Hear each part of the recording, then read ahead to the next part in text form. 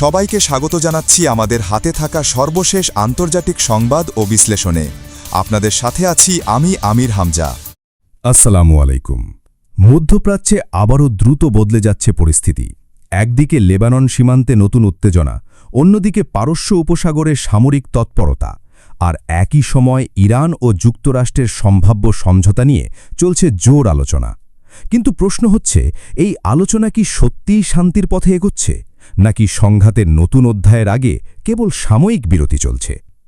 আজকের এই বিশেষ প্রতিবেদনে আমরা তুলে ধরব লেবানন, ইসরায়েল, ইরান, হরমুজ প্রণালী এবং সম্ভাব্য ইরান-যুক্তরাষ্ট্র সমঝোতা নিয়ে সর্বশেষ পরিস্থিতি।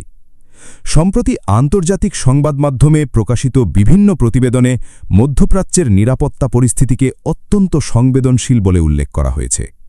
প্রথমেই আসা যাক উত্তর ইসরায়েলের নাহারিয়া উপকূলের ঘটনায়। প্রকাশিত ভিডিও ও প্রতিবেদনে দেখা যায়, একটি ড্রোন বা ক্ষেপণাস্ত্র সমুদ্র সৈকতের খুব কাছাকাছি এলাকায় আঘাত হানে। সেটি যদি সরাসরি সৈকতে অবস্থানরত মানুষের ভিড়ে পড়ত, তাহলে বড় ধরনের প্রাণহানির ঘটনা ঘটতে পারত। ঘটনাটির পর এলাকা জুড়ে আতঙ্ক ছড়িয়ে পড়ে এবং নিরাপত্তা বাহিনী দ্রুত সক্রিয় হয়। অন্যদিকে লেবাননে ইসরায়েলি সামরিক অভিযান অব্যাহত রয়েছে। আল জাজিরা এবং অন্যান্য আন্তর্জাতিক সূত্রের প্রতিবেদনে বলা হয়েছে যে দক্ষিণ লেবাননের বিভিন্ন এলাকায় নতুন করে হামলার ঘটনা ঘটেছে। এসব হামলায় আহতদের সংখ্যাও বেড়েছে বলে জানানো হয়েছে। লেবানন সীমান্তে পরিস্থিতি এমন এক অবস্থায় পৌঁছেছে যেখানে যে কোনো ভুল হিসাব বড় ধরনের আঞ্চলিক সংঘাতে রূপ নিতে পারে। কারণ সীমান্তের দুই পাশেই এখন উচ্চমাত্রার সামরিক প্রস্তুতি লক্ষ্য করা যাচ্ছে। এবার আসা যাক পারস্য উপসাগরের ঘটনায়। ইরানের ইসলামিক রেভলিউশনারি গার্ড কর্পস বা আইআরজিসি দাবি করেছে যে তারা একটি মার্কিন MQ-1 প্রেডেটর ড্রোন ভূপাতিত করেছে। তাদের দাবি অনুযায়ী ড্রোনটি ইরানের আকাশসীমার কাছে প্রবেশ করেছিল এবং বিমান প্রতিরোধ ইউনিট সেটিকে শনাক্ত করার পর ক্ষেপণাস্ত্র হামলায় ধ্বংস করা হয়। MQ-1 প্রেডেটর দীর্ঘদিন ধরে বিশ্বের অন্যতম পরিচিত সামরিক নজরদারি ড্রোন হিসেবে ব্যবহৃত হয়ে আসছে। তাই এই ধরনের ড্রোন ভূপাতিত করার দাবি স্বাভাবিকভাবেই আন্তর্জাতিক অঙ্গনে ব্যাপক আলোচনার জন্ম দিয়েছে। এর আগেও ইরান একটি অরবিটার ড্রোন ধ্বংস করার দাবি করেছিল।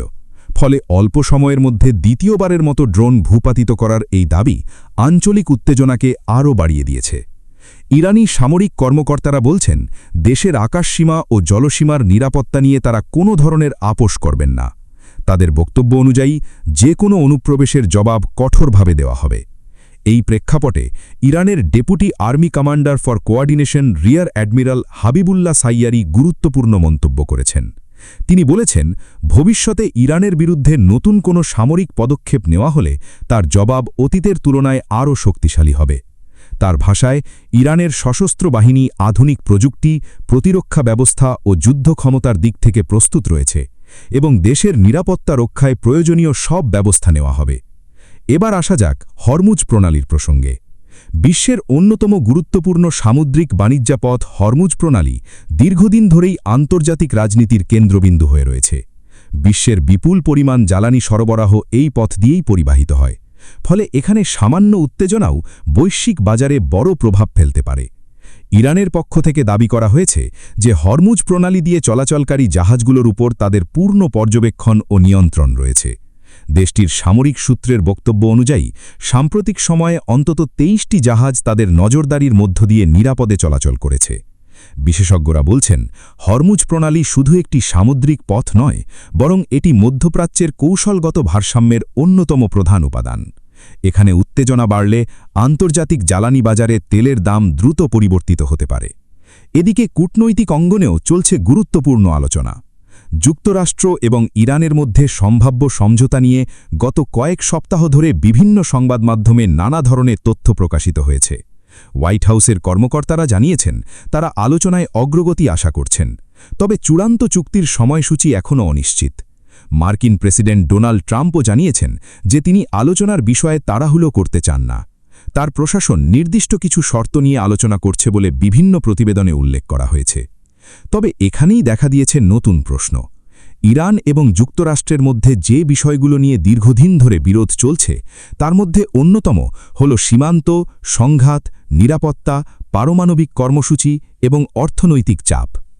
আন্তর্জাতিক বিভিন্ন প্রতিবেদনে বলা হচ্ছে সম্ভাব্য আলোচনার অংশ হিসেবে কিছু শর্ত নিয়ে উভয় পক্ষের মধ্যে মতপার্থক্য এখনও বিদ্যমান রয়েছে।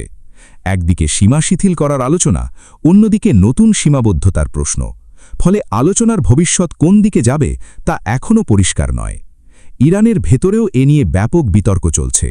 দেশটির নিরাপত্তা নীতি, প্রতিরক্ষা ক্ষমতা এবং ভবিষ্যৎ কৌশল নিয়ে বিভিন্ন মহলে আলোচনা বেড়েছে। সাম্প্রতিক সংঘাতের অভিজ্ঞতা থেকে শিক্ষা নিয়ে নতুন নিরাপত্তা কাঠামো গড়ে তোলার বিষয়টিও সামনে আসছে। বিশেষজ্ঞদের মতে ইরান এখন এমন এক অবস্থানে দাঁড়িয়ে আছে যেখানে তাকে একই সঙ্গে সামরিক প্রস্তুতি ও কূটনৈতিক কৌশলের মধ্যে ভারসাম্য বজায় রাখতে হবে। অন্যদিকে ইসরায়েল লেবানন ফ্রন্টেও পরিস্থিতি এখনও অস্থির। সীমান্ত এলাকায় নিয়মিত উত্তেজনা, হামলা ও পাল্টা হামলার খবর সামনে আসছে। Times of Israel, Jerusalem post এবং অন্যান্য আন্তর্জাতিক সূত্রে প্রকাশিত প্রতিবেদনে বলা হয়েছে যে সীমান্ত পরিস্থিতি এখনও পুরোপুরি নিয়ন্ত্রণে আসেনি। এমন পরিস্থিতিতে মধ্যপ্রাচ্যের সামগ্রিক নিরাপত্তা পরিবেশ আরও জটিল হয়ে উঠছে। বিশ্বের বড় শক্তিগুলো পরিস্থিতির দিকে গভীরভাবে নজর রাখছে, কারণ ইরান, ইসরায়েল, লেবানন, পারস্য উপসাগর এবং হরমুজ প্রণালীকে ঘিরে যে কোনো নতুন ঘটনা শুধু আঞ্চলিক নয়, বৈশ্বিক অর্থনীতি ও নিরাপত্তার উপরও সরাসরি প্রভাব ফেলতে পারে। একদিকে আলোচনা চলছে, অন্যদিকে সামরিক প্রস্তুতিও অব্যাহত রয়েছে। একদিকে শান্তির সম্ভাবনা, অন্যদিকে নতুন সংঘাতের আশঙ্কা। মধ্যপ্রাচ্যের ভবিষ্যৎ এখন অনেকটাই নির্ভর করছে আগামী কয়েকদিনের রাজনৈতিক ও কূটনৈতিক নির্ধারণের উপর। প্রিয় দর্শক, পরিস্থিতি দ্রুত বদলে যাচ্ছে, তাই নির্ভরযোগ্য তথ্য, আন্তর্জাতিক সূত্রের প্রতিবেদন এবং মাঠ পর্যায়ের ঘটনা প্রবাহ বিশ্লেষণ করেই আমাদের সামনে এগোতে হবে। আজকের বিশেষ প্রতিবেদন এখানেই শেষ করছি। আল্লাহ আমাদের সবাইকে সত্য ও ন্যায়ের পথে পরিচালিত করুন। আল্লাহ হাফেজ।